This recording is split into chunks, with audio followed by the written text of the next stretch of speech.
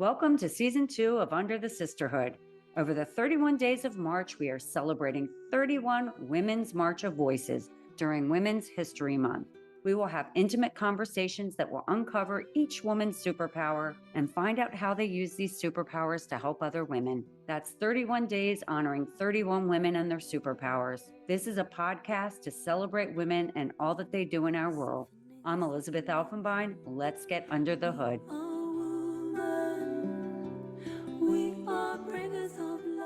Today, I'd like to welcome Dr. BCW. Bayo is a women's advocate, TEDx speaker, regional clinic director at Carbon Health, medical correspondent, and St. Mary's Urgent Care medical director and physician. She is a practicing physician, medical director of community engagement and health equity, and co-lead of DEIB for Carbon Health. She is also the medical director for St. Mary's Medical Group in Reno, Nevada, as well as the medical director for the Washoe County Sexual Assault Response Team, and volunteers as an assistant medical examiner for Washoe County Child Protective Services. I am so honored to be celebrating Dr. BCW and all that she does around health equity and within her community. Welcome, Bayo. Well, thank you for having me, Elizabeth. I am so excited to be here and just have a conversation and talk about health equity and all the things that, really are so instrumental in making this process or this movement happen. Oh, thank you for that. And so thrilled to have you here. I think the big thing is like you're doing so much in the healthcare space. And, I think I came across you from your TEDx talk around health equity, and in particular in a certain community. And it really stirred me personally, your voice and your commitment to doing all the right things within your community. So I'd really like to know your story, and as well, the women out there around the world should hear your story. Like, what got you here today, and what has it been like? Well, this has been such an amazing journey of being able to just help people in different ways. And I think when you take a step back and you look at why is it that I do what I do, it's truly ingrained in wanting to give back. And that all started when I think about my journey. It started even as a child, and it was really sparked by my dad. He was a 99-year-old World War II Korean and Vietnam War veteran, and a man who, really faced so many different challenges just throughout the years and being a Black man and all of these things. But he always found a way to still give back, even as he faced adversity. And so I grew up going to rallies and different things and finding ways to just lend my voice. And he shared with me, Bayo, the world is so big and the world is bigger than you. Always think about one thing you can do each day to give back. And so that is really the spark or the ignition to my journey. And so I'm a physician, and a medical director, but I like to kind of go from how that all started. I knew I wanted to help people. I just had to figure out in what realm. And so I found myself really passionate about finding about health and how we work, just, how our bodies work and how certain diagnoses and diseases affect people. And so because of that, I actually originally became like a certified nurse assistant and was helping people really hands-on. And through that, I thought, I would love to either go into the psychology realm world or the medical piece. And so dipped my toe in both. I actually have a background in psychology, and I worked with autistic children. And I did that for a couple of years, but then still had this calling, this feeling of wanting to do healthcare in a different way. So I applied to physician assistant school, which a lot of people are surprised to know that I was a PA, which is a wonderful profession and really helps keep our healthcare running for PAs and nurse practitioners. And so received my master's degree, went to Ohio, and worked for 3 years as a physician assistant in many specialties of medicine, family medicine, urgent care, and occ med. But then, as usual, still had this drive to want to do more.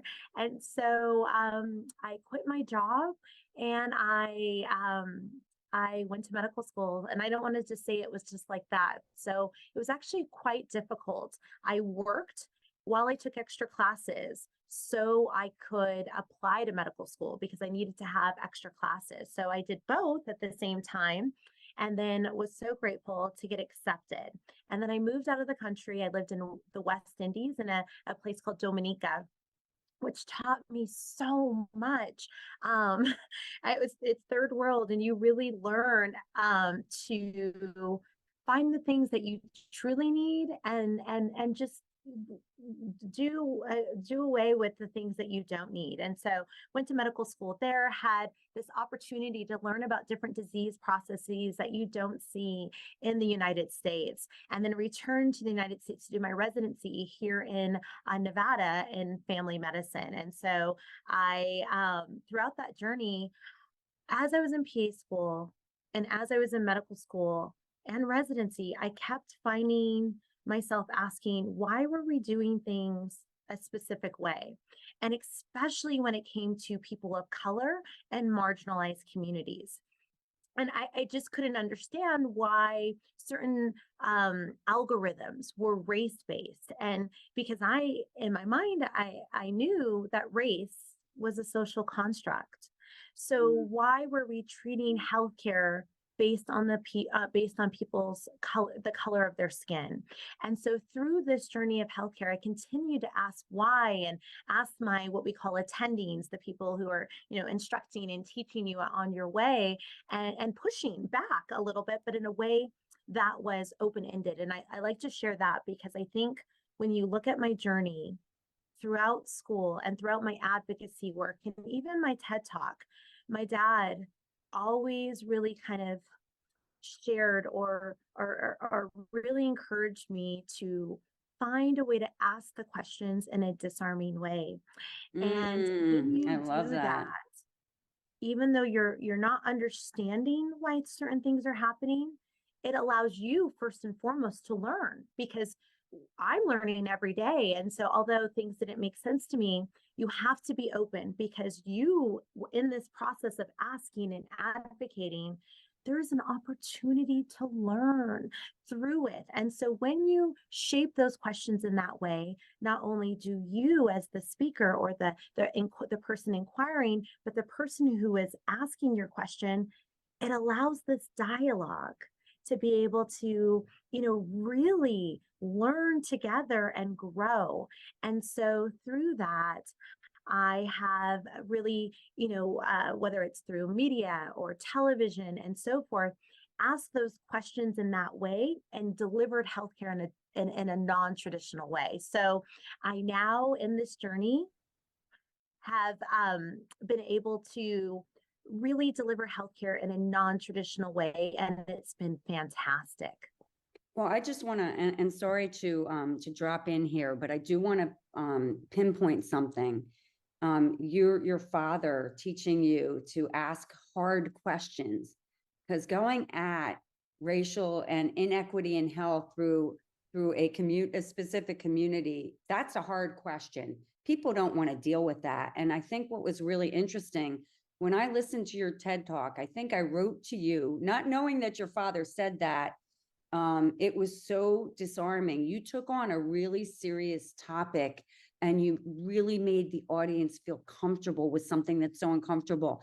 And that's a gift. And I think that your father could be teaching you that, but probably your psychology training, all of that is understanding the psyche and how to, because if you keep people open-minded, they can look at things differently. And I think, and I'll let you, I can't wait to hear more about the way your journey's gone in terms of thinking of healthcare untraditionally, because I think that's fantastic. It opens up a whole new way. And to be honest with you, we all know that the healthcare system's broken. So with that, back to your disarming. I mean, that is one of the things that struck me when I watched that. And even after our first conversation, I was just like, wow, like you're so powerful, yet you're so disarming. And so lean into your power to have a hard discussion. But if you do it in a way that make people feel comfortable, they'll embrace it, and you will teach them, and you will be taught. You learn kind of Yes. together. So And I think that is so it's so important and it's instrumental in how you just communicate in general. And it's your words, it's your body language, all of those things really have to be in this. I call it a connection or a dance. I used to dance a long time. People don't know that I was a dancer, ballet and jazz. And I really do feel conversations are about that. And, really stepping forward, stepping backwards, and then finding that kind of middle ground to really connect and discuss, because that's what conversation and learning is about. And so it's been very important to me with everything that I do. I'm intentional about learning coming from a perspective of learning, but also sharing it in a way that is open-ended and allows people who may not even know about this topic to be able to kind of understand and digest. And so as you mentioned, healthcare is changing, the landscape is changing, and I believe it's important that we change with it and also understand that people have an appetite, they always have, for health information. But what can we do to deliver it in a credible, digestible way so people can understand it, but also feel informed, but be a part of it? That true thought that we learn in healthcare, shared decision making. I tell my medical students and residents, that should be top of mind every time you see a patient, because you can have the most robust knowledge of healthcare. But if you can't deliver it in the way that patient needs to hear it or see it or really feel taken in, you're doing a disservice. yeah, I couldn't agree more. I mean, I've had some interesting experiences with doctors, and I grew up with family physicians. So, multiple doctors in my family, and some of them have great bedside manners. Most of them did not. And it was a different generation, of course. But I love the fact that that's being taught these days as well, because I think that when you have that joint decision, you're empowering your patient, which also might set them on that trajectory to get well, to do all that behavioral change, which we know is really difficult. We still haven't cracked the code on that. So, so physicians can have that conversation in a way that patients can really understand it and be open-minded to it. That's, I think, where the rubber is going to meet the road in this sort of next phase on a human level. But anyway, back to your journey. Well, and it's interesting that you said that, because when I think of that, a part of my kind of like makeup and what I do is asking why. So whether it's a health fair I'm doing or seeing a patient or really talking about inequities and disparities, I like to ask why.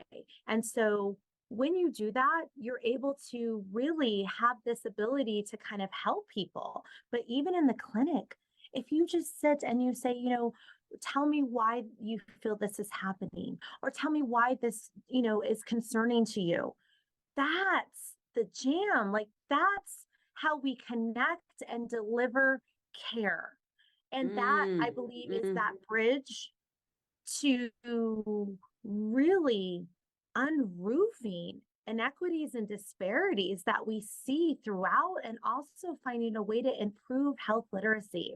And so I think that has been truly my theme throughout my journey of, delivering healthcare. It's just so important. And, part of another story when I think of that's been part of who I am and how I deliver healthcare is when when COVID started, the pandemic, I thought to myself, so why is it that we are having a hard time giving our information to the masses of what we know as healthcare providers? And I thought, well, what have we done to really share it in a way that is just different? And so, one thing that I'm so proud of that I got to work with several of my colleagues. I thought about why not sharing health, why not share health information with trusted messengers, with faith leaders, community leaders, and give that information to them so they I in love turn that. can deliver it to their congregation. And so I did that with with COVID. And when that happened, it provided an invitation or for us to come and speak to their congregations, their communities, and so forth.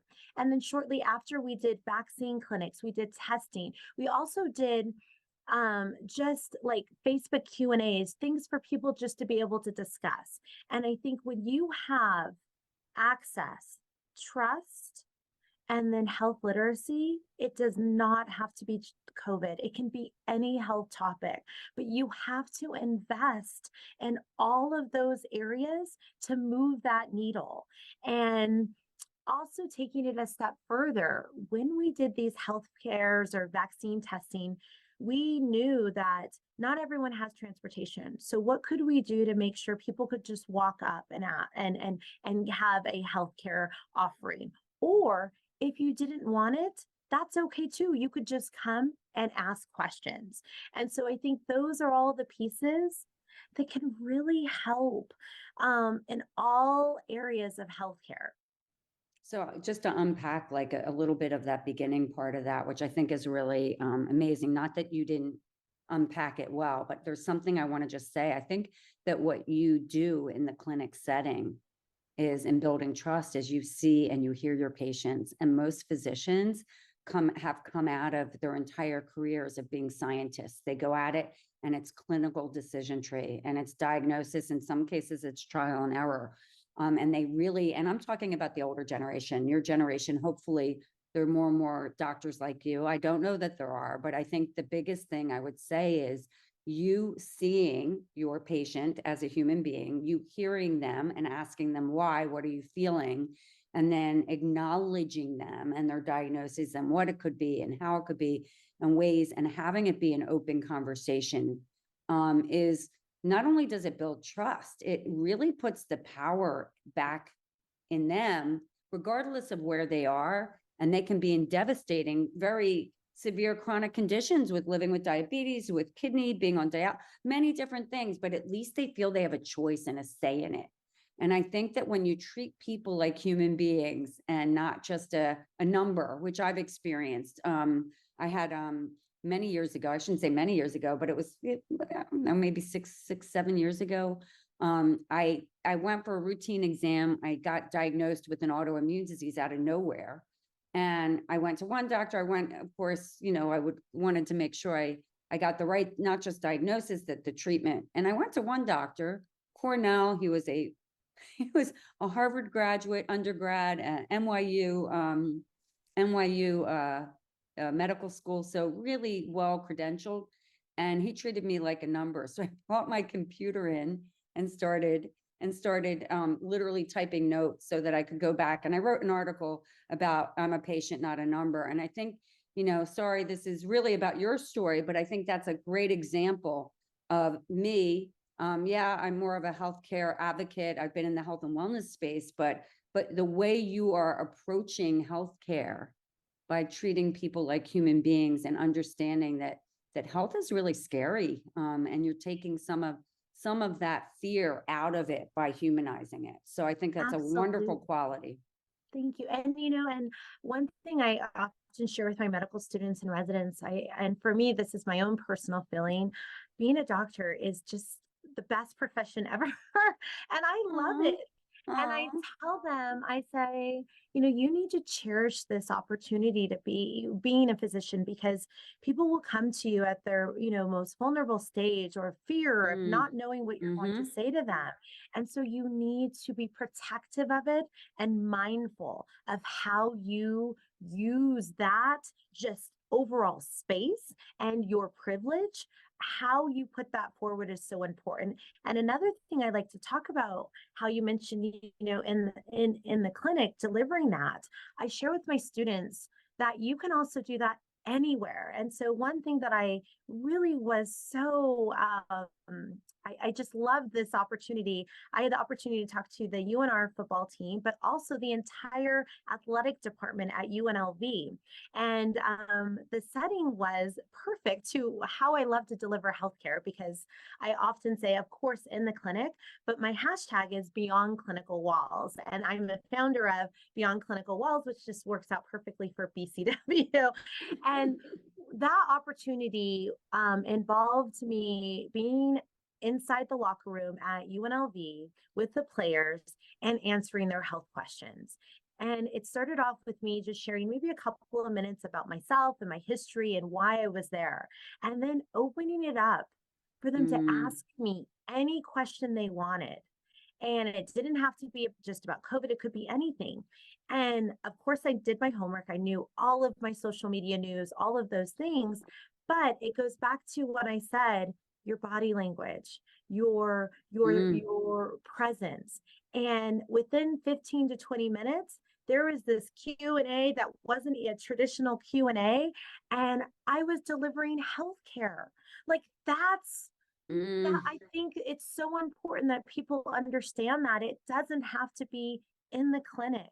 You can meet people where they are by going there, but also finding ways to deliver it in the way that's best for them. And so at the end of this, after talking to the basketball players, the football players, I now have this connection still with several of the mm. players who tweet me and ask me questions.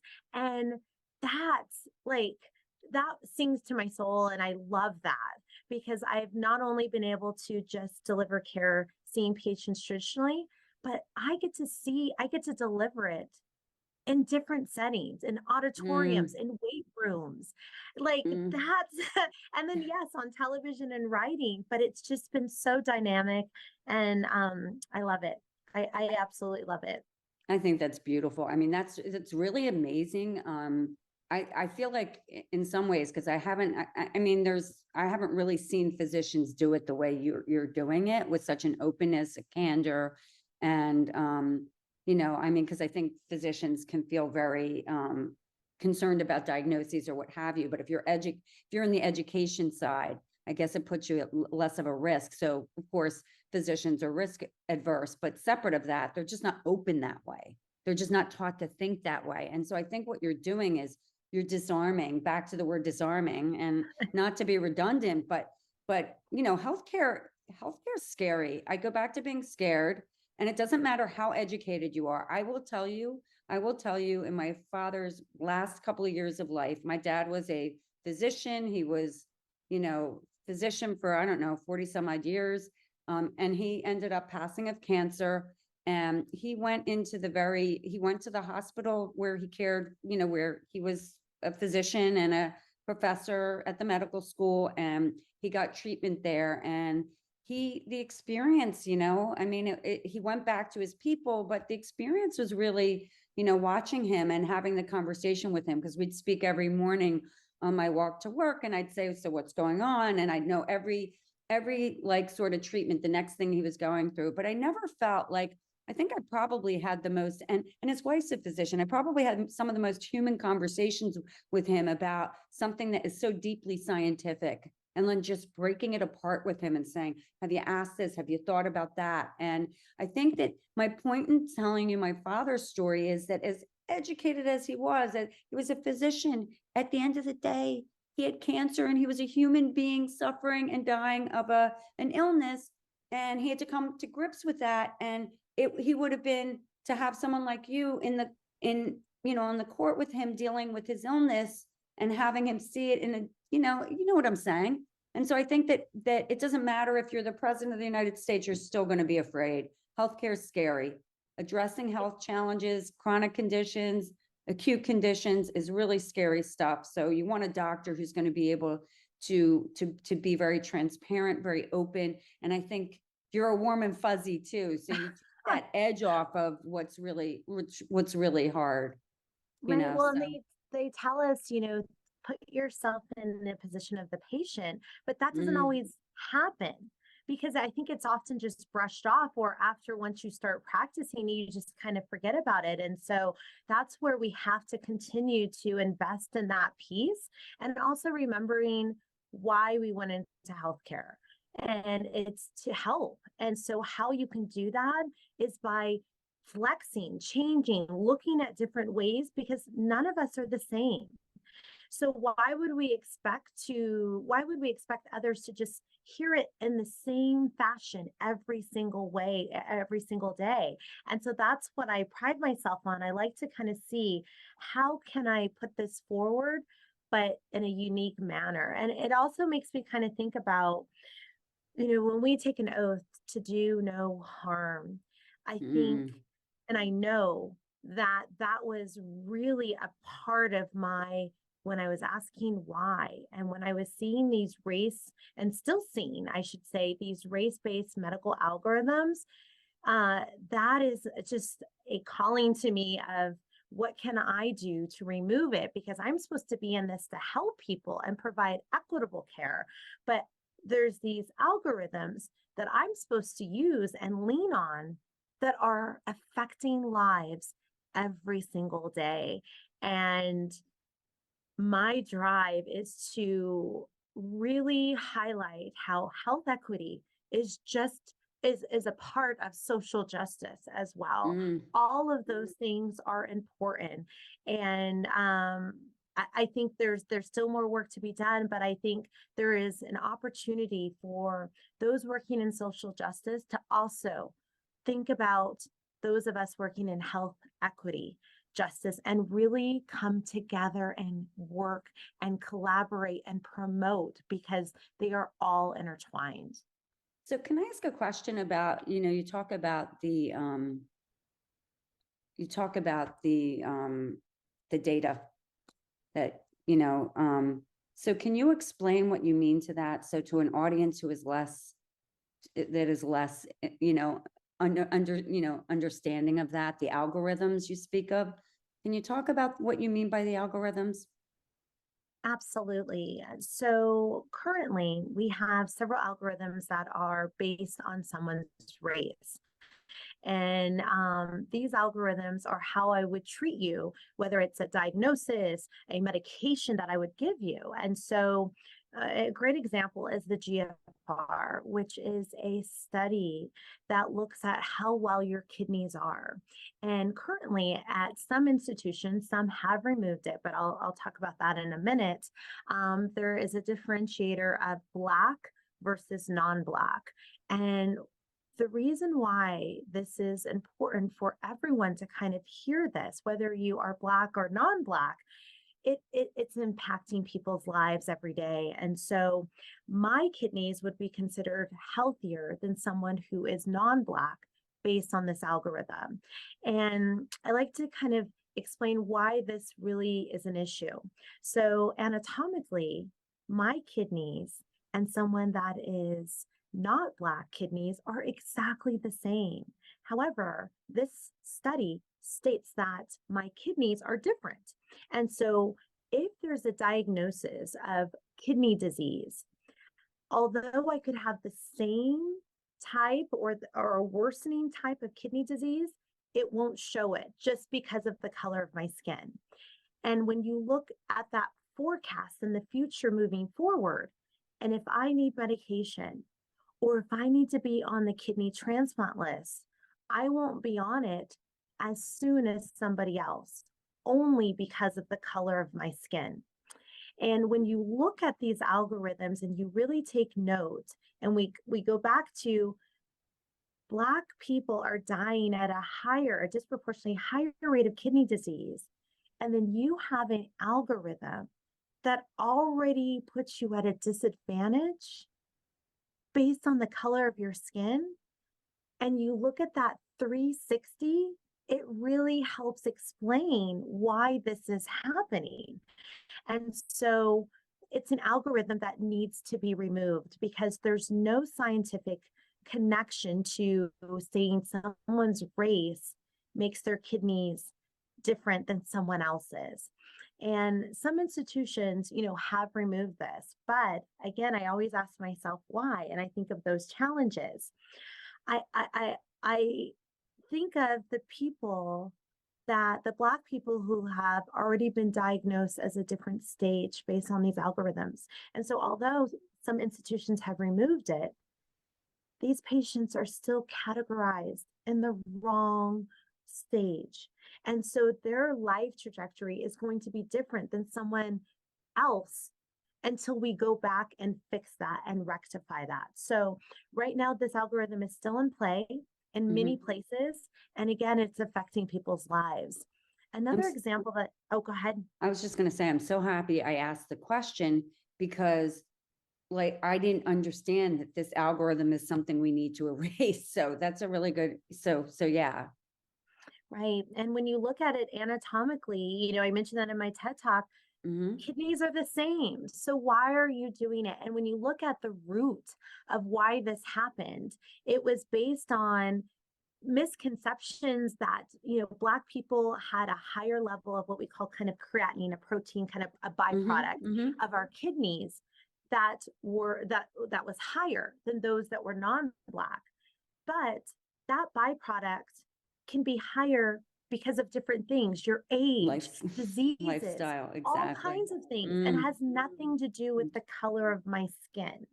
And so this algorithm is, in flight in so many different places, and it affects Black patients every day. And another example that I like to share, because I think it's really powerful to kind of explain the history of why Black people are dying at a disproportionately higher rate from preventable diseases. And when you look at something that's happening, it helps. So another example is the VBAC, and it stands for vaginal birth after C-section. I am happy that this algorithm has been removed primarily, but I still think it's important to mention because there are still those who have this mindset in their that they use in their in how they deliver healthcare. So if you're Black versus non-Black, and you would like to have a C-section after having if you're Black and non-Black and you had a C-section and you'd like to have a vaginal birth after, there is a marker that if you are Black, you are least likely to be successful to have a vaginal birth after a C-section. So I'm going to kind of put this kind of into kind of where we can kind of understand it. So Black, we're already dying at a disproportionately higher rate. There's a marker that pushes you towards a surgery that's a higher risk. And so when you know that we're dying at a higher rate from labor and delivery, and I already have to have this surgery that is a higher risk, of course, Black women would be dying at a higher rate. So I think those are some great examples of algorithms that are affecting healthcare. Well, I really admire this part of your journey and what you're trying to do for it. As a healer, as a physician, as a woman physician, and I think supporting your community, taking on health equity is critical and really important. And so you're on this journey right now. Is there anything that you want to share on your journey before we get to the next question? I just want to just share that everyone can do this. Everyone has the opportunity to showcase your voice and find that passion and put something towards it. It doesn't have to be a big calling. It can be something that just impacts one person's life. And when I think of my journey, it's not about the masses for me. It's about who I helped each day. And that's what my calling, and that's my journey. The world is very lucky to have you, Dr. BCW, seriously. Because you're in it. I feel like you're so in it with your patients and with people in general. You're just so human. And I think that just like from my observations of being around doctors, that they aren't as approachable. They aren't as easy to connect with. So So taking on that heavy science and mixing it with compassion, care, empathy, the whole bit is really, really special. And so now I'm getting to a question which probably just builds on this, which is, what would you say your superpowers are? Oh goodness, I love this question. I want to kind of put it forward, and I'm going to use it in the plural form. I think um, my superpowers are, first of all, just leaning into caring and understanding of why I went into healthcare. And I think that part is something that I've kept at the forefront. And that superpower is asking why, being intentional about asking with everything I do, I think is truly my superpower, because that has allowed this journey to happen and continue to kind of push in new ways and find new opportunities. And the other aspect I would say is my family and just who I am. But that would be my superpower, asking why. I love that. Asking why is your superpower. But I think the first part, which you talked about, the care and knowing why you're in it, and then asking why, always asking why. I think that's a great superpower. But I think caring and healing and, I don't know, I've known you for a short time and I feel so connected to you because you're so open and accessible. And so it's such a beautiful thing. So that's just a wonderful superpower. As I said, the world's really lucky to have Dr. BCW in it, doing what the magnificent work you're doing. How do you use these superpowers? So tell me how you use these superpowers to help other women, specifically other women. So I believe in really finding ways to build mentorships, to build a roadmap for other women to be able to do the same thing that you're doing, or do it in their own way or a unique way. And so from a female standpoint, a big passion of mine is representation in healthcare. And I talk about how, especially Black female physicians, we are less than 3%. We're approximately 2% of representation. And so I lean into that by like sharing what I do, letting other women and also little girls, little Black girls, sharing what you can be a doctor, and just planting that seed is so important. And every time when I'm in the clinic and I have a little girl of color and I get to say, I'm Dr. Curry-Winchell, and you see their eyes, light up and say, Mm, are you I, really a physician? And I'm like, they'll oh, say, are you really a doctor? And I'm like, yes, I am. And you can see that synapse, that kind of connection is there. And that's what I'm doing. I'm putting myself out there, not only individually, but on a bigger scale, to hope that others can see they can do this and they can bring their voice forward in any way that they want. And I'm open to sharing. I think that's the big thing for me. I don't want to hold what I'm doing and act like it can only be me, or I can't share how I'm doing this. No, I'm very, as you said, open. I'm like, I'll tell you everything. How can I help you? And so I think that's the biggest thing I've been doing to help women, is to pay it forward, but really pay it forward, and not like closing myself off to sharing. You have to share to allow others to be able to do it. I love that. That is so beautiful. Yeah, you are really, incredibly caring. And I think the word that you are just a phenomenal role model for any woman, certainly women of color, but for women, for doctors. So I would start at the highest level. You're a role model Okay. for doctors. They should all be like you.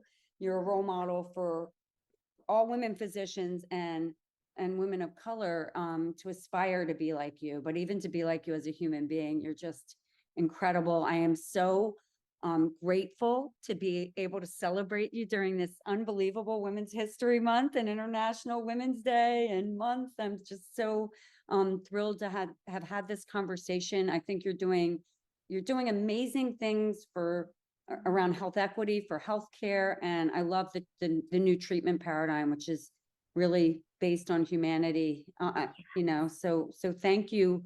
Thank you from the bottom of my heart for this time. I'm just, I just want to say thank you. This is really, my heart is like, it's beating so quickly because I'm just so grateful for this opportunity to share and converse and just hopefully just help others moving forward. And this has just been wonderful. So I'm filled with gratitude. Thank you. my heart feels the same way. My cup is so full. I Your do. personality. I'm like, I wish you were my doctor. Can I sign up? Yes, Beyond the walls, doctor. Anyway, guys, you have to check out Dr. BCW's TED Talk on health equity. It's a brilliant TED Talk. You will see what I mean by her disarming manner and taking on some really hard topics. And to learn more about her, please go onto our website and go to the resources page, and you'll find out more about Dr. BCW. Thank you. Thank you. Thank you for having me. Thanks for listening to Under the Sisterhood. If you haven't already, please give us a quick rating and review on Apple or Spotify. And make sure to follow us on Instagram, Facebook, and LinkedIn so you can hear from more amazing women. This podcast is created and hosted by Under the Sisterhood LLC and Elizabeth Elfenbein, produced by Elizabeth Elfenbein and Zach Slaff, and edited by Zach Slaff. The music is by Ayla Schaefer, her song, Rose.